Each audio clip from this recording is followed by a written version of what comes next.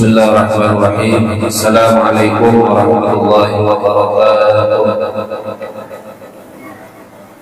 Alhamdulillah wassalatu wassalamu ala Rasulillah sayyidina wa maulana Muhammad ibn Abdillah wa ala alihi wa sahbihi wa man tabi'ahu wa mawalah. Asyhadu an la ilaha illallah wahdahu la syarika lah wa asyhadu anna sayyidana wa nabiyyana Muhammadan 'abduhu wa rasuluhu la nabiyya ba'da. Subhanaka la 'ilma lana illa ma 'allamtana innaka antal 'alimul hakim.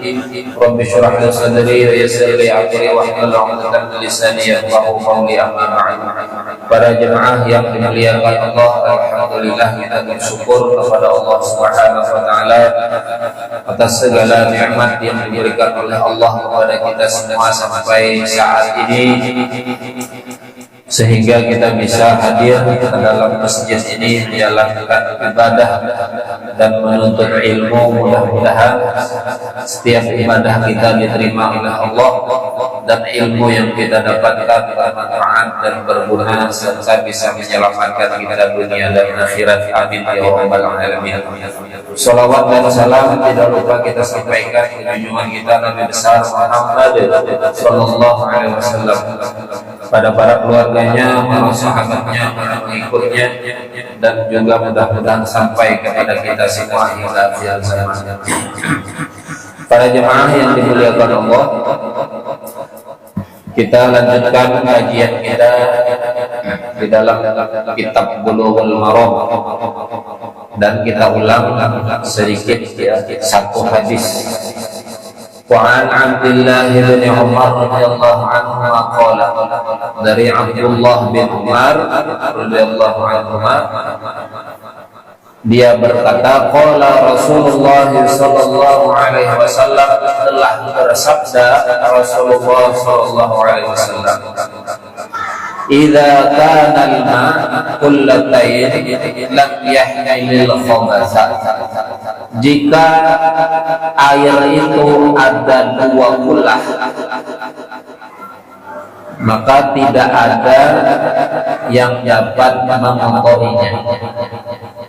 Wa fi lafzin, dan di lafaz yang lain, lam yanjus, maka jika ada air itu dua kullah tidak ada yang mengotorinya dan tidak ada yang bisa menajiskannya bila jumlah airnya dua kullah. Dua kullah kemarin sudah kita sampaikan bahwa jumlah dua kullah itu macam-macam. Ada yang menyebutkan kurang lebihnya 200 liter air. Ada juga 216, 217, 260 liter. Kalau diukur-ukur baknya atau tempat airnya, dua kullah itu sekitar paling kecil menyebutkan 60 cm kali 60 cm, kedalamannya 60 cm. Atau ada juga yang menyebutkan 70 kali 70, kedalamannya 70 juga. Ada yang mengambil lebih aman, yaitu 1 kali 1, semeter kali semeter, kedalamannya semeter. Nah itu dua kullah jumlah airnya. Nah bila jumlah airnya dua kullah lalu najis jatuh ke dalamnya, maka air itu tetap suci dan mensucikan selama air yang dua kullah tadi tidak berubah sifatnya. Artinya tidak berubah sifat itu, tidak berubah warnanya, tidak berubah rasanya, tidak berubah baunya. Jika najis jatuh ke air dua kullah lalu merubah sifatnya, lalu dari tiga ini muncul salah satunya, entah warnanya kah berubah, entah itu baunya kah atau rasanya, maka air itu sudah tidak dapat mensucikan lagi, alias ternajis. bila dua ulah. Tapi kalau yang merubah sifat air itu bukan najis yang jatuh, tapi berubah sifatnya, warnanya kah berubah, maka tetap suci, mensucikan, asal bukan najis yang jatuh. Misal ada bak air lama ini terendam airnya di situ, lawas sudah, jumlahnya 20, lalu di atasnya ada daun jatuh ke dalam situ, lama daunnya itu terendam di situ, lalu merubah apa warna air, kan biasa kita menemukan itu. Nah itu airnya tetap suci, mensucikan. Kenapa? Karena yang jatuh bukan najis. Tapi bila airnya tidak sampai 20, air sedikit sebutannya, lalu jatuh najis ke situ, walaupun tidak berubah sifat tadi, maka airnya najis. Tapi kalau 20 suci, asal tidak berubah sifat. Pahamlah? Lalu kemarin kita sampai pada fakta saat ini kejadian. Misal ingin mencuci pakaiannya ada najisnya, entah itu kena kencing atau yang najis yang lain. Sementara kita menggunakan mesin cuci itu kalau diisi ke dalamnya tidak sampai 20 jumlahnya, apakah bisa mensucikan najisnya atau tidak? Jadi ada cara.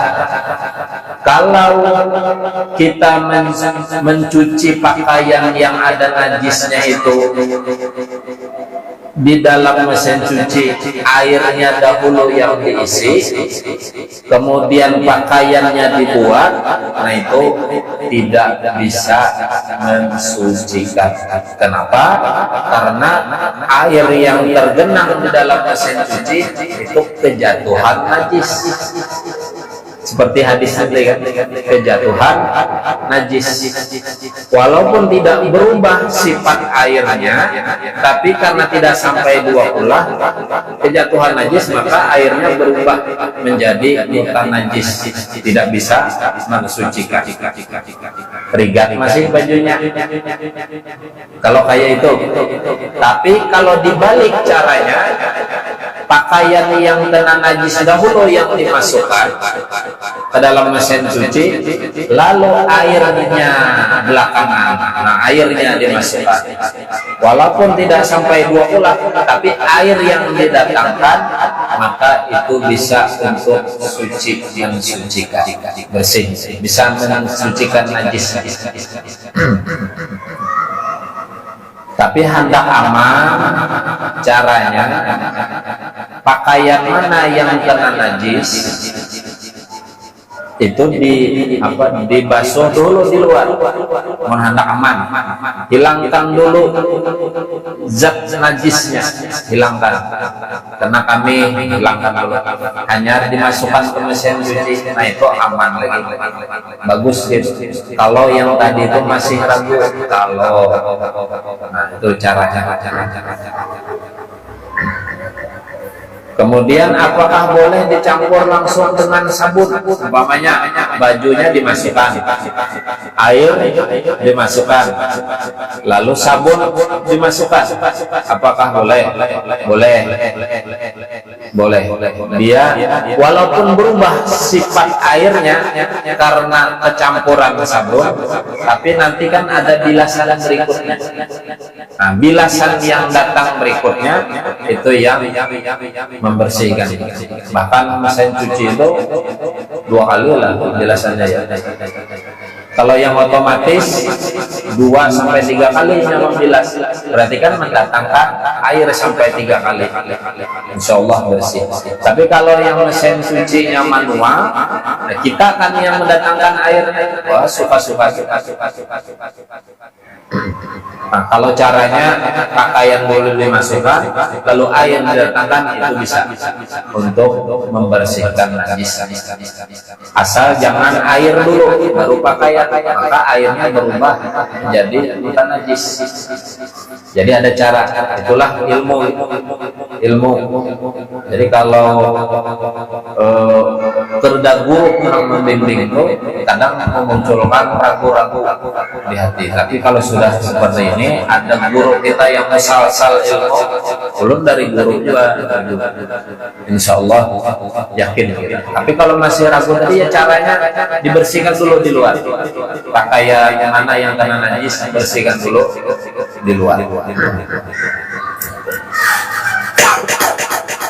Kemudian hadis berikutnya, wa Abi Hurairah radhiyallahu anhu qala, dari Abu Hurairah radhiyallahu anhu, beliau berkata, qala Rasulullah sallallahu alaihi wasallam, telah bersabda Rasulullah sallallahu alaihi wasallam, la yaghtasil ahadukum fil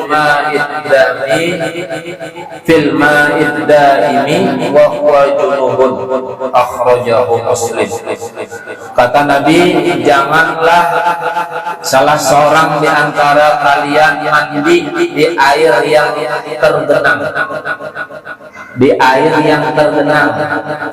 sementara kita dalam keadaan junub. Jangan mandi di air yang tergenang. Hadis berikutnya, walil Bukhari, la yaqulanna ahadukum fil ma'id daimi alladzi la yajri thumma yaghtasilu fihi. Kata Nabi, jangan kita itu mandi, salah seorang di antara kalian mandi di air yang tergenang, yaitu air yang tidak mengalir. Janganlah kalian kencing di air yang tergenang yang tidak mengalir. Kemudian mandi di situ. Airnya tergenang, bekamih di situ. Lalu banyunya dipakai mandi. Nah, jangan.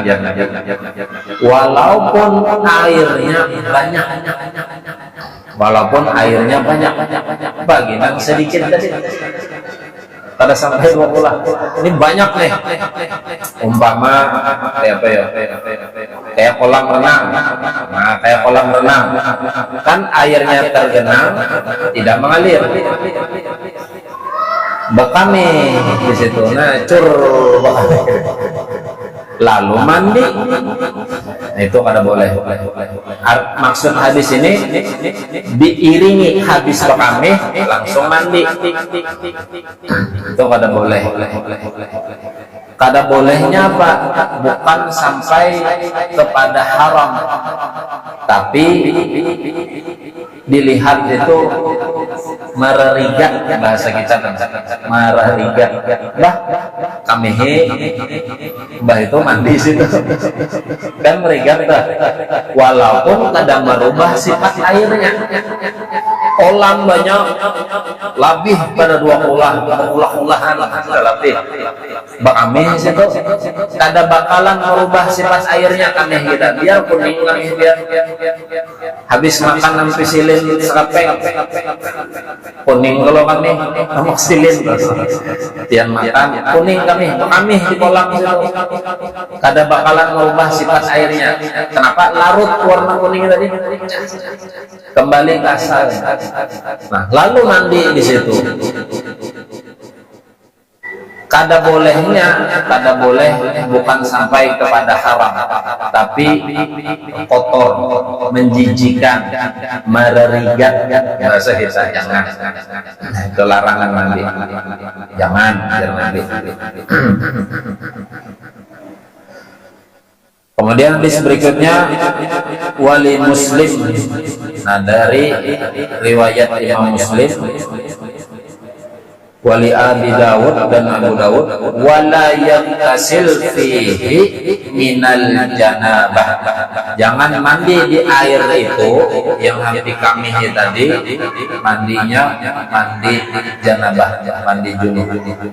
Jangan mandi di situ.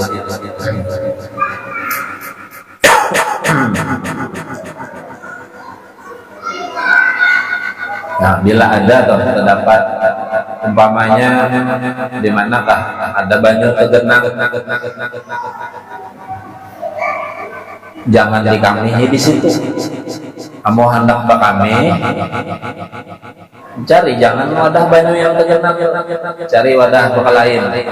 Umpamanya di hutan ada lobak kenal, lobak model sumur lah, sumur itu kan tergenang juga, ada larut.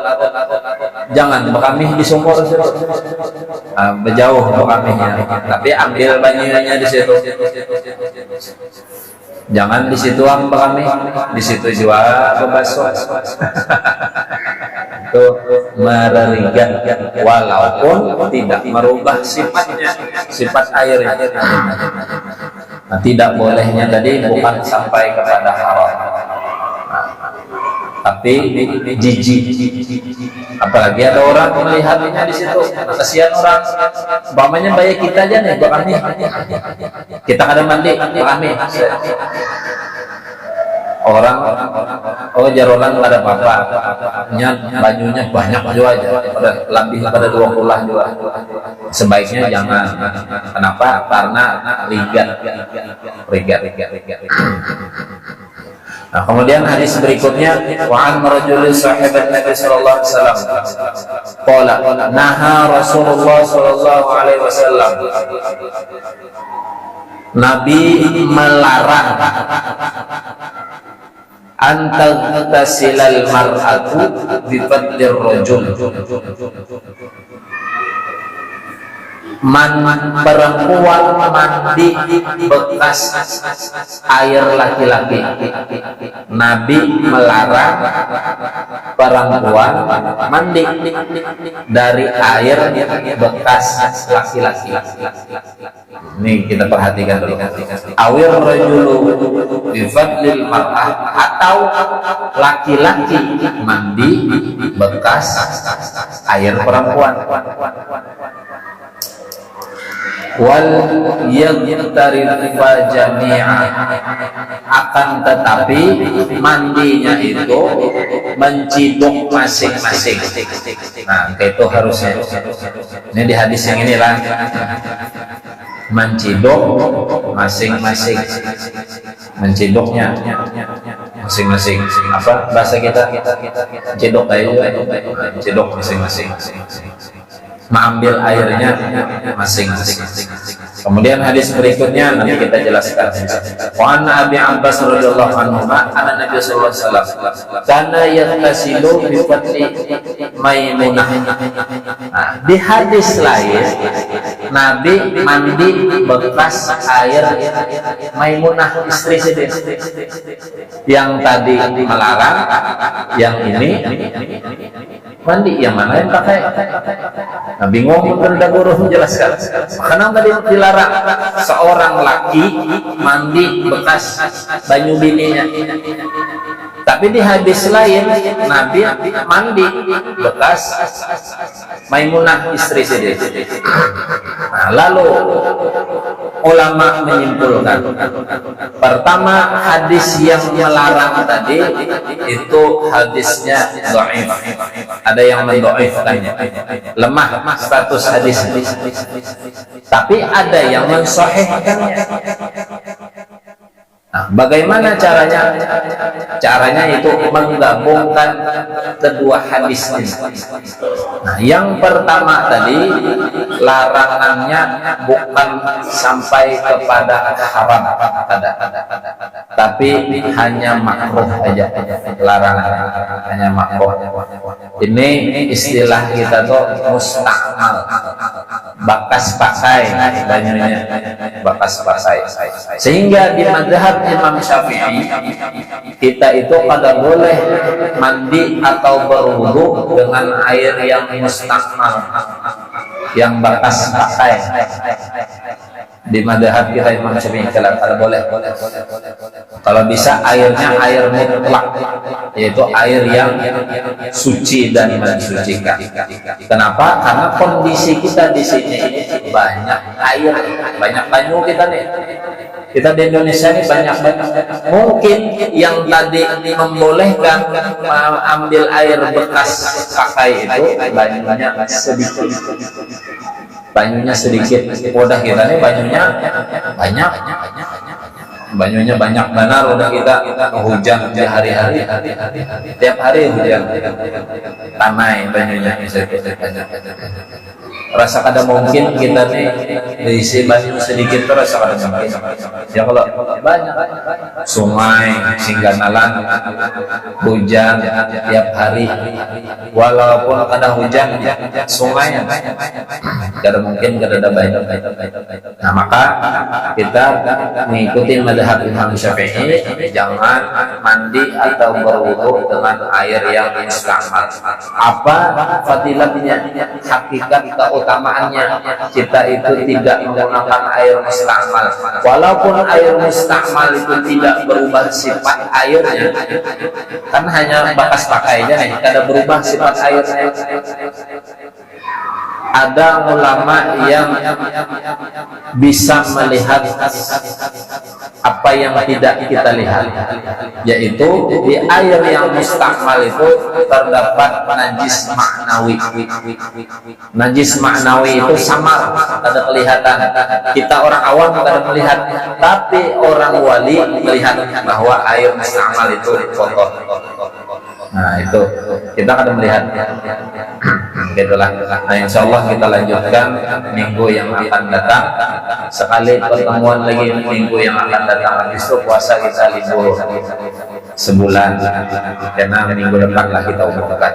Mudah-mudahan kita dipanjangkan umur oleh Allah, bertemu dengan bulan suci Ramadan, bisa beribadah di dalamnya, bisa memperbanyak ibadah kepada Allah Subhanahu wa taala.